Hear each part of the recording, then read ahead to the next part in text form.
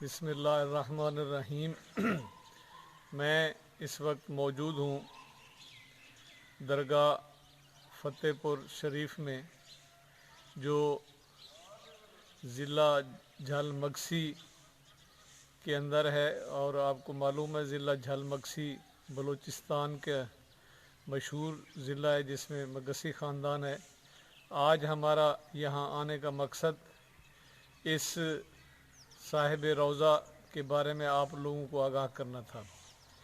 درگاہ فتح پور شریف آنے کے لیے اگر آپ کو آنا ہے تو اگر آپ سندھ سے آ رہے ہیں تو جیک آباد کے راستے سے جو کوئٹہ کے لیے روڈ نکلتی ہے، ڈیرہ مراد جمالی آئے گا، اور ڈیرہ مراد جمالی کے بعد نوتل آئے گا۔ نوتل سے پھر آپ کو بائیں ہاتھ پہ، اگر کوئٹہ کی طرف جا رہے ہیں تو بائیں ہاتھ پہ ایک نوتل کے اڈے کے اوپر بورڈ نظر آئے گا، صوفی رکھیل شاہ، چیزل شاہ اور صادق شاہ صاحب کے نام کا، اور اس پہ رہنمائی کی گئی ہے۔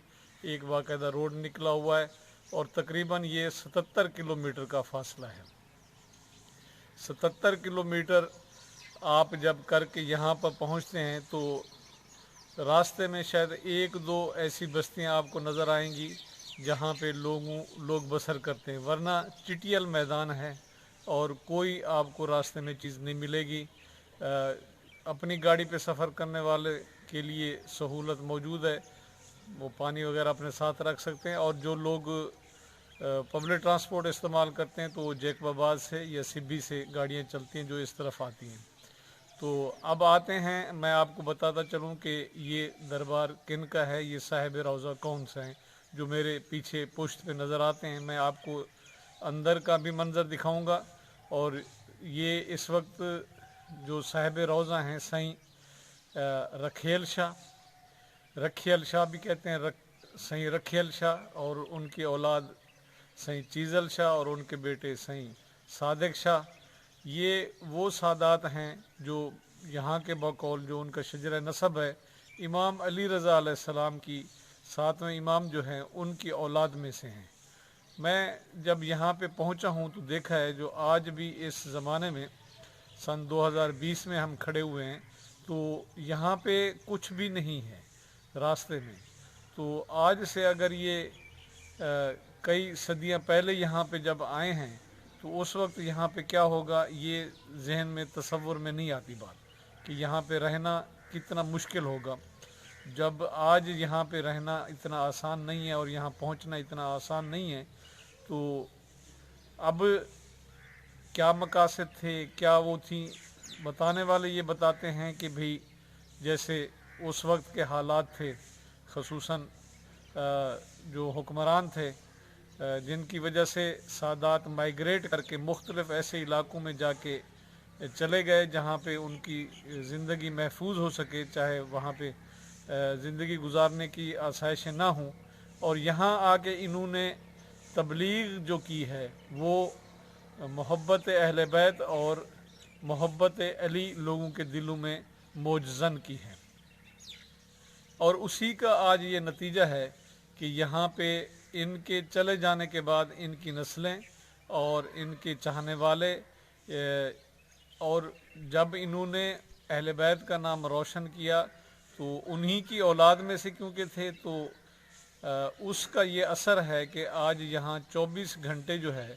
لوگوں کو لنگر بھی ملتا ہے اس علاقے میں، کھانے پینے کے یہاں اس گاؤں میں جتنے بھی افراد موجود ہیں ان کو کھانا پینا فری ہے، اور یہاں پہ جو عرس ہوتا ہے، اور ہر مہینے میں جو 2 دفعہ یہاں پہ تقریبات ہوتے ہیں جن کو عرس کا نام دیا جاتا ہے، چاند کی 6 کو اور 14-15 کو، تو اس میں بھی لنگر کا خصوصی انتظام ہوتا ہے۔ اور یہاں ایک خصوصی بات ہے، جب آپ اتنے دور سے آتے ہیں اس علاقے میں تو ظاہر سی بات ہے یہاں پہ نہ کوئی ہوٹل موجود ہے، نہ کوئی ایسی پرائیویٹ جگہ موجود ہے جس پہ آپ کا قیام ہو سکے۔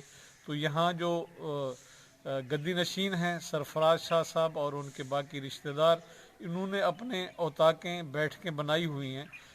ان کے جو بتانے والے ہیں وہ بتاتے ہیں کہ بھی یہاں پہ ہندوستان سے لے کے امریکہ تک کے لوگ یہاں پہ آتے ہیں، اور यहाँ पे अपनी अकीदत और मोहब्बत का इजहार करते हैं। मेरा ये ख्याल है कि भाई जो उस वक्त इस सैयदजादे ने यहाँ इस बेआबो गया सरजमीन में रह के जो खुदा के साथ अपना अहद व पैमान किया और जनाब अमीर अलैहिस्सलाम के साथ अपनी मोहब्बत का जो इजहार किया, ये उसी का आज समर है जो उनकी औलाद भी ले रही है और उसके अहले इलाका भी ले रहे हैं। क्योंकि जनाब अमीर अलैहिस्सलाम किसी का जो एहसान है वो अपने ऊपर रखते नहीं हैं। अगर उनका नाम अहले बैत का नाम इन्होंने रोशन किया है और ख़ुद सादात हैं, तो आज इनके दरब के ऊपर लोग आते भी हैं, अपने फ़यूज़ व बरक़ात भी लेते हैं, और चाहे वो दुनियावी हैं या उखरवी हैं। और जो तबलीग का सिलसिला है वो जारी है। यहाँ इस सरज़मीन के ऊपर इतने जहाँ पे यहाँ हम दूर अफ्तादा इलाके में झलमगसी बलूचिस्तान का इलाका जहाँ आज भी पहुँचना मुश्किल है, और इस मकाम पे जो उर्स वग़ैरह होते हैं, तो इसी हमारे मुमलिकत खुदादाद पाकिस्तान में एक ज़माना था जो दहशत गर्दों के लिए जन्नत बना हुआ था, और उनका सिर्फ यही मकसद था कि भाई यहाँ पे जो लोग आते हैं अपनी मोहब्बत और अकीदत का इजहार करते हैं, उनको यहाँ इस जगह से हटाया जाए। वो तो शायद इस मकसद में कामयाब नहीं हुए, लेकिन उन शहदा की जो कब्रें हैं वो आज हमें याद दिलाती हैं। यहाँ सन 2007 में एक बहुत बड़ा वक़ूआ हुआ। सैयद सादिक शाह साहब यहाँ लंगर चला रहे थे और उसी में जो है ख़ुदकश हमला हुआ। 100 से ज़्यादा अफराद शहीद हुए, और उसके बाद अभी 2-3 साल पहले 2017-18 में 16-17 में जो है ना वो फिर यहाँ पे प्लांटेड बम का धमाका हुआ। लेकिन आज भी लोग उसी जोश व जज्बे और अकीदत और मोहब्बत के साथ आते हैं और अपनी मोहब्बत और अकीदत का यहाँ पे बरमला ऐलान करते हैं। और ये उन लोगों के लिए भी ऐलान है कि लोग मर तो सकते हैं, लेकिन यहाँ पे जो मोहब्बत है उनके दिलों में अहले बैत की और ख़ुसूसन सूफिया की, बुज़ुर्गों की, वो उनके दिल से नहीं हटाई जा सकती। कत्ल करने से ये चीज़ें ख़त्म नहीं होती, और यहाँ पे आज भी वही सिलसिला जारी है। अब यहाँ पे कुछ सिक्योरिटी के इंतज़ामात बेहतर हैं।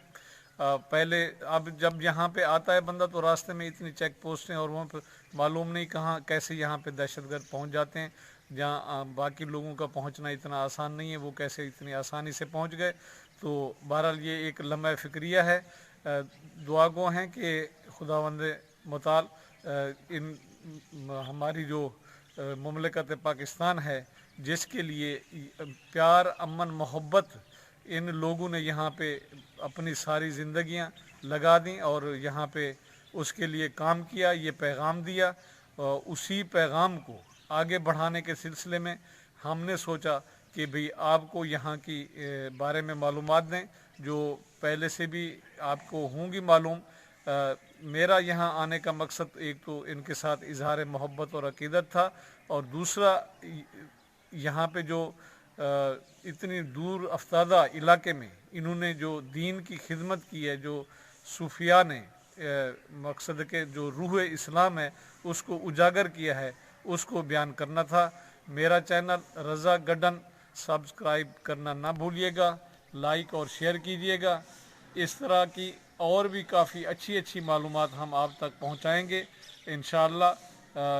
मेरे साथ रहिए। शुक्रिया।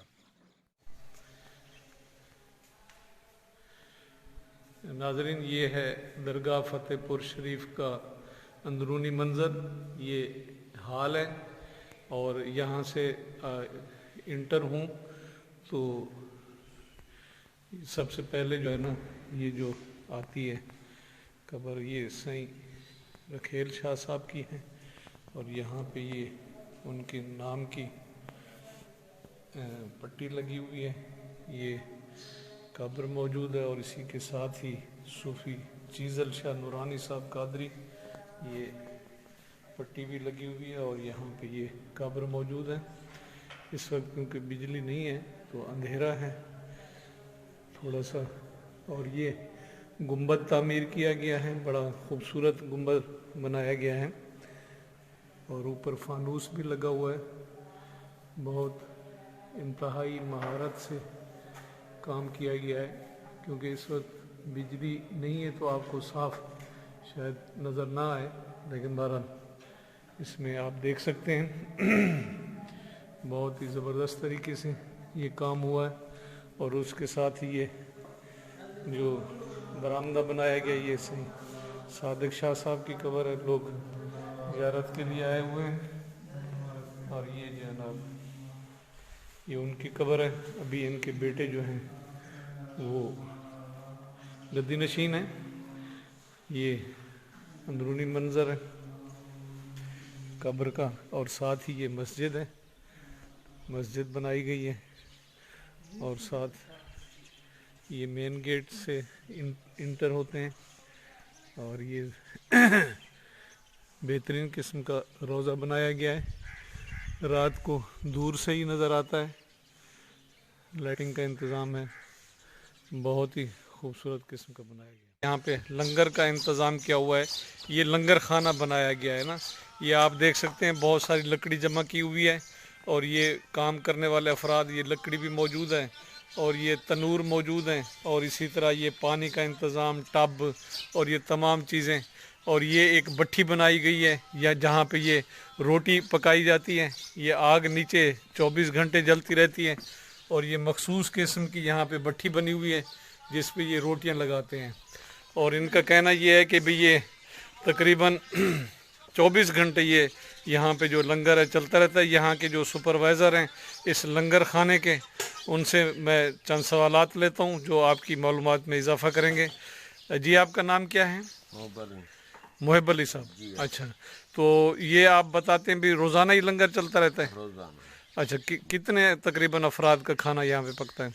जितने हो जाए उसका कोई अंदाज़ा नहीं है। अच्छा, जी हाँ। तो उर्स के मौके के ऊपर तकरीबन कितने बंदों का खाना यहाँ पे बनता है?